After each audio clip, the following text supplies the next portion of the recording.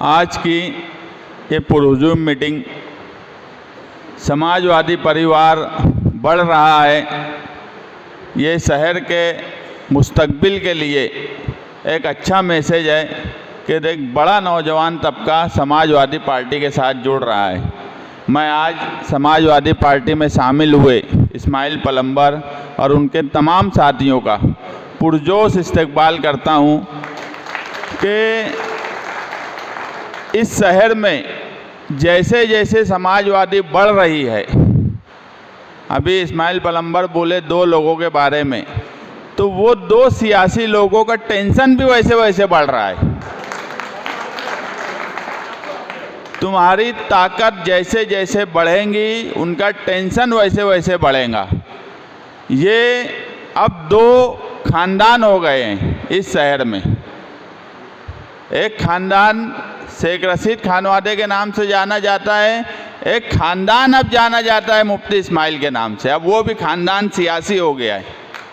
जो खानदानी मुखालफत में आए थे, अब ऐसे लोगों को खुद के वहाँ से ला रहे हैं जिन्हें राशन कार्ड अभी पढ़ना नहीं आता।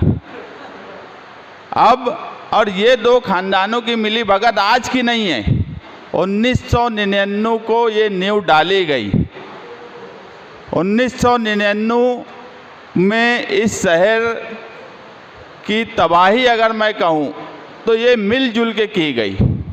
जिस वक्त जो सियासत में नहीं थे, उस वक्त 99 में क्या फतवा दिया गया, ये आप अपने बड़ों से, अखबारी नुमाइंदों से पूछ सकते हो कि किस तरह से ये 2 खानदान मिले। और जब भी इनको लगता है कि इस शहर में निहाली सोच और फिक्र की ताकत बढ़ रही है, ये दोनों की जुगलबंदी शुरू हो जाती, इनका आपस में खेल शुरू हो जाता। जब 25 साल होंगे, आने वाले करीब में ही 25 साल होने वाले हैं, इस शहर में इस 2 खानदान का कब्जा रहा और शहर के क्या हालात हो गए। ये 25 साल कोई कम वक्त नहीं है इस शहर में राज करने वालों का। मैं हमेशा बोला कि 25 साल पहले लोग हमारा मुकाबला औरंगाबाद और नासिक से करते थे। भले वो ये बोलते हो कि हम औरंगाबाद और नासिक से पीछे हैं, मगर मुकाबले में हम किसके थे? नासिक के थे, औरंगाबाद के थे, जलगांव के थे। ऐसे शहर के मुकाबले में हम खड़े थे।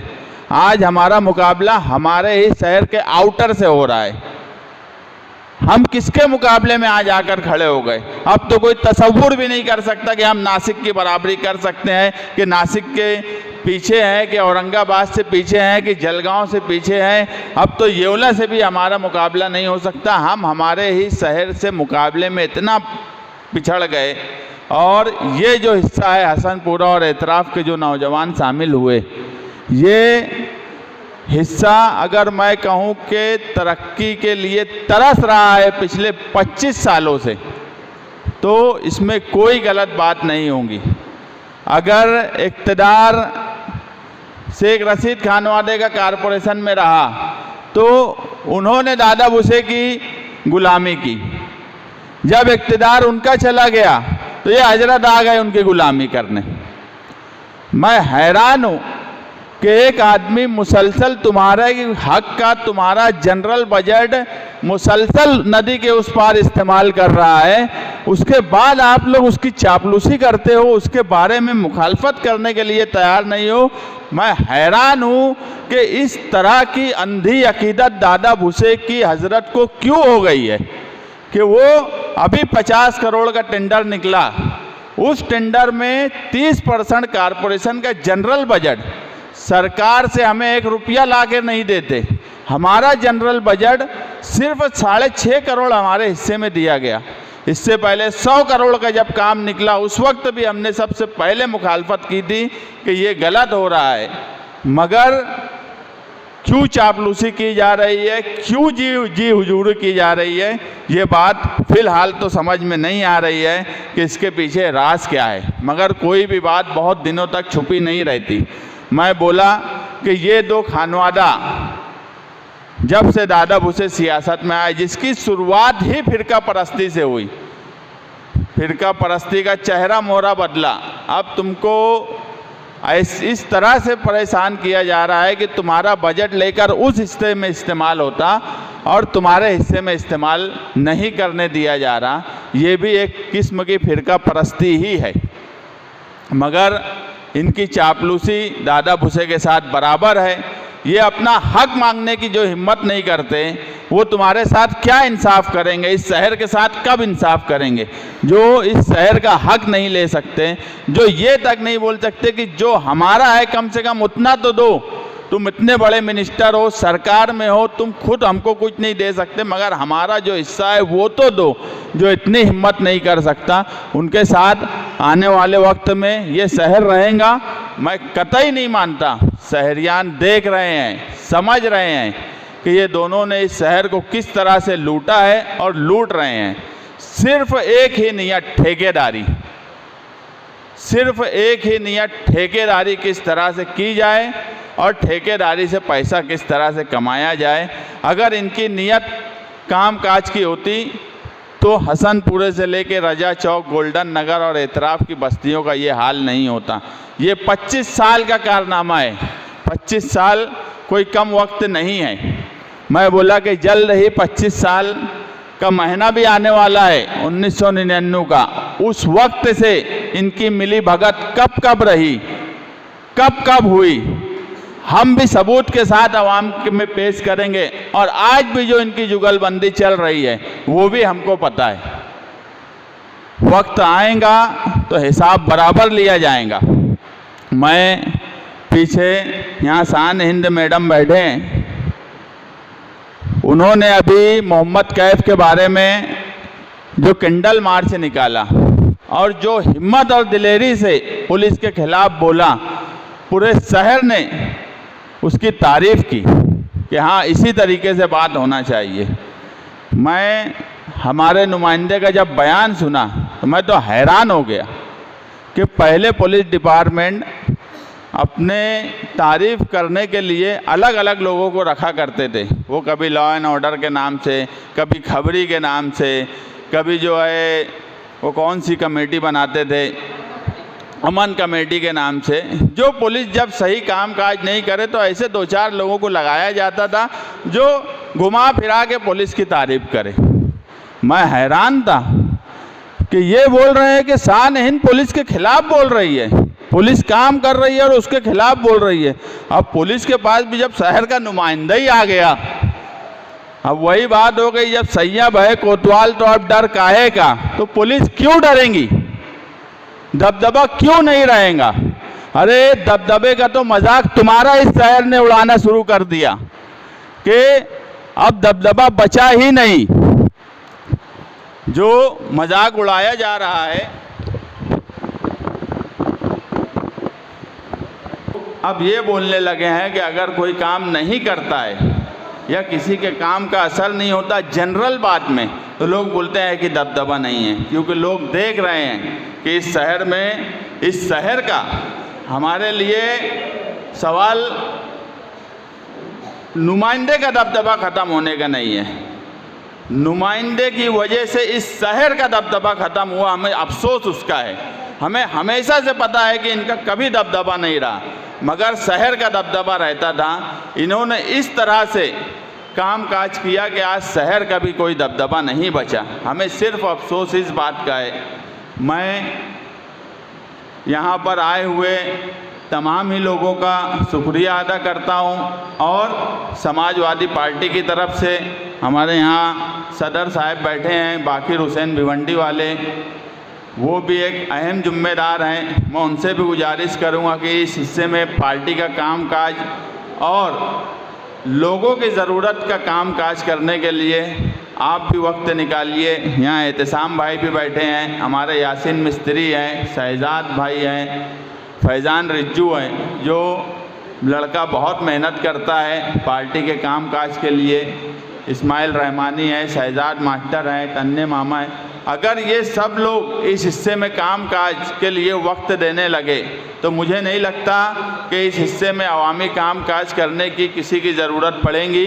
यहाँ दूसरी पार्टी के लोग कोई काम नहीं करें, पिछले 5 साल में नहीं करे, मैं बोल रहा हूँ 25 साल में इस हिस्से को पूरी तरह से नज़रअंदाज किया गया। जिनका इस शहर पे इक़्तिदार था। अब जो हो गया, मगर अब समाजवादी परिवार बढ़ रहा है। हमारे यहाँ मंसूर भाई भी बैठे हैं, मैं उनसे भी गुजारिश करूँगा कि थोड़ा सा कामकाज से वक्त निकाल के पार्टी के लिए मेहनत करें, लोगों को जोड़ने का काम करें, अवामी काम करें। और नौजवान तबका जो है, अभी रिजवान सर बोल रहे थे कि नौजवान लोगों को सियासत में दिलचस्पी लेना चाहिए और सियासत में आना चाहिए। आप नौजवान लोगों को जोड़िए। इस शहर में 25 सालों में जानबूझकर ऐसे हालात बनाए गए, या इस तरीके से, एक जो थे उनका क्या कामकाज था वो पूरा शहर जानता है, दूसरों का क्या मामला था ये भी पूरा शहर देख रहा है। मगर उसके बाद जो नौजवान लोगों ने देखा कि यार सियासत में, लोगों ने इसे मायूब समझने लगे कि सियासत में रहना एक ऐब है, जबकि सियासत ही ऐसा प्लेटफॉर्म है जहां से सबसे ज़्यादा अगर अवामी कामकाज या अवामी खिदमत की जा सकती है तो वो यही प्लेटफॉर्म है। और यहीं से आपको दुआएं भी मिलेंगी, आप काम भी कर सकते हो। बस शर्त यह है कि आप अच्छे लोगों से जुड़िए, आप अच्छे लोगों से जुड़कर सियासी कामकाज करिए। नौजवान तबका अगर सियासी कामकाज करेगा तो मैं बोलता हूँ 25 साल के बाद इस शहर में बदलाव आने वाला है, और इंशाअल्लाह हर हाल में बदलाव आएगा। हमारे सोहेल भाई बैठे हैं वहाँ पर, वो भी ये बात मानते होंगे, जबकि उनको यहाँ बैठना चाहिए था और एक आध शेर सुनाना चाहिए था, मगर वो पीछे एकदम बैठे हैं। वो भी ये बात मानते हैं कि बदलाव आएगा और हर हाल में आएगा। 25 साल इस शहर ने जो भुगतना था भुगत लिया। समाजवादी परिवार बढ़ रहा है। हमारे पास पहले लीडरशिप की कमी थी, आज हमारे पास अबू आसिम आज़मी जैसा लीडर है जो महाराष्ट्र में अक़लियत कौम कामकाज को लेकर और ख़ास तौर से मालेगांव के बुनकर और मालेगांव के मज़दूरों को लेकर हर वक्त फ़िक्रमंद रहते हैं, कोशिश करते हैं। जहां हमें ज़रूरत पड़ेगी हम उनसे भी बात करेंगे। इस हिस्से में मैं कोई वादा अभी नहीं करता, मगर इस हिस्से में अगर मैं कोई छोटा मोटा काम करवा सकूंगा उनसे तो इंशाअल्लाह कोशिश करूंगा कि मैं काम करवा लूं।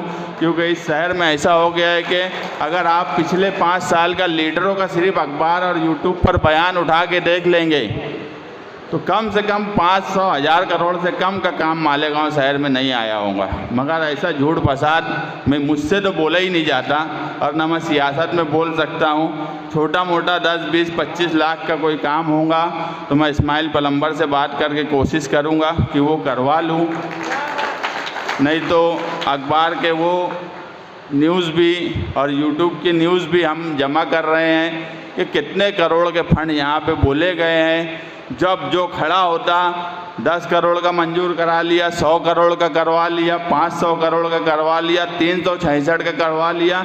मेरे समझ में नहीं आता कि इंसान का ज़मीर कुछ है कि नहीं है। यार बात ऐसी बोलो जो तुम कर सकते हो। सिर्फ लोगों को धोखा देना, लोगों के साथ गलत तरीके से बात करना, लोगों को गुमराह करना, ये सियासत में अच्छी बात नहीं है। हम एक बात हमेशा मानते हैं कि हम सियासत में भी सच बोलते हैं, जो हो सकता है वही बोलते हैं। भले इसके लिए अगर किसी को बुरा लगे, मैं अभी भी मुझे ख्याल है बुलंद इकबाल और मैं जब स्कूल बोर्ड में गए तो एक पैरामेडिकल की वैकेंसी निकली स्कूल बोर्ड की। सारे स्कूल बोर्ड के उस वक्त के मेंबरान पैसा जमा करने लगे।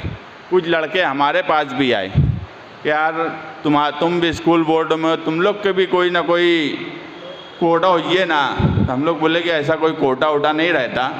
तो बोले यार सब मेंबर 1 का तो कोटा है। तो बुलंद बोला कि यार ये फेक वैकेंसी है पैरामेडिकल की, ऐसी कोई वैकेंसी ही नहीं है। तो वो लड़का जाके एक मेरे दोस्त को बोला, बोले वो निहाल अहमद के लड़कों की तो कुछ चलती ही नहीं। बोले वो तो एक भी बोल रहे कि गलत है। बोले 3-4 महीने के बाद वही लोग हमारे पास आए, बोले यार 2-2 लाख रुपया दिए थे, कुछ हो नहीं रहा। अभी वो बोल रहे कि एक टुकड़ा ले लो, वो टुकड़ा 1 लाख का है। तो मैं बोला भैया जो मिल रहा भागते भूत की लंगोटी सही ले लो। तो ऐसा हमारा हाल है कि हम अगर जब बोले तो सच बोल दिए, भले उस आदमी को उस वक्त बुरा लगा हो। वो ये तक बोल दिया कि निहाल अहमद के लड़के की कुछ नहीं चलती स्कूल बोर्ड में, जिनकी चलती थी उनको 2-2 लाख दे के फंस के जब आए तो उन्होंने हमारी बात माने। तो वक्त लगता है, 25 साल एक लंबा वक्फा हो गया। मुझे अब लगता है शहर समझ रहा है, शहर देख रहा है और शहर समझ चुका है। इंशाअल्लाह बदलाव आएगा।